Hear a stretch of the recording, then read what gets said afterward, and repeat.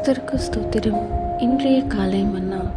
உனக்கு பரிசுத்தவான்களின் ஐக்கியம் தேவை.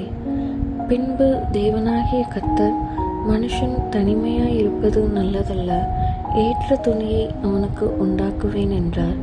ஆதியாகமம் 2:18.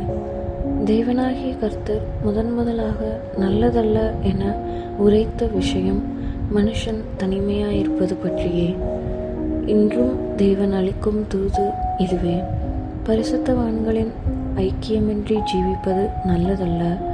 ஆம், மறுபடியும் பிறந்த தேவ பிள்ளைகள் அனைவரும் இந்த மேன்மையான சத்தியத்தை அறியாதவர்களாய் ஆராதனையையும் பரிசுத்தவான்களின் ஐக்கியத்தையும் தவிர்க்கின்றனர்.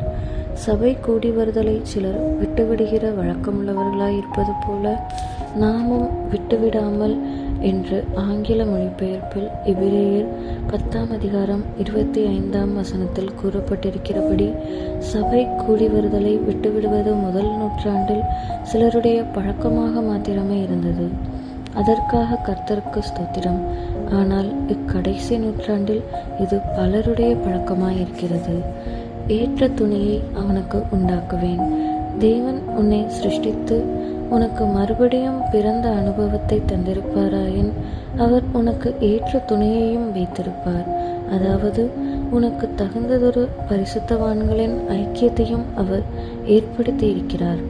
நீ ஐக்கியம் கொள்ள வேண்டிய சபையை உன் விருப்பம் போல் தெரிந்து கொள்ளக்கூடாது.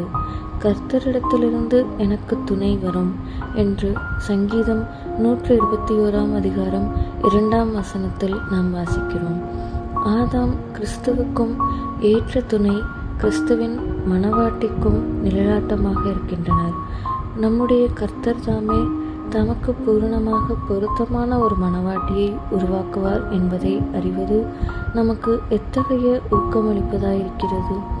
இந்த கிரியை கர்த்தருடைய தோட்டத்தில், அதாவது சபையில் நடைபெறுகிறது. நாம் எப்போதும் பரிசுத்தவான்களின் ஐக்கியத்தில் ஜீவிப்போமாக.